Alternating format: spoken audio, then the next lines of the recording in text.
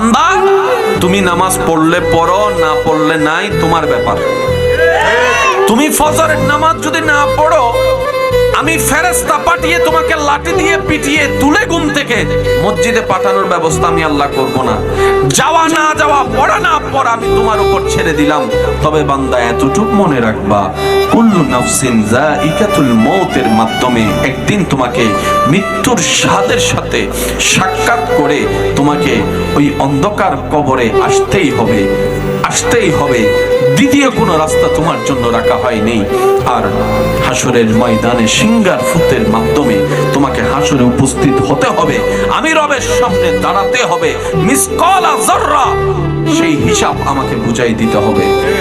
দ্বিতীয় কোনো অপশন তোমার জন্য থাকবে না। এবার পড়লে পড়ো, না পড়ো না তোমার ব্যাপার, কিন্তু আমি আল্লাহ তোমার সেই বিষয়ে ইন্টারফেয়ার করব না। আমি তোমাকে স্বাধীনতা দিয়েছি সাময়িক সময়ের জন্য। বলেন সুবহানাল্লাহ।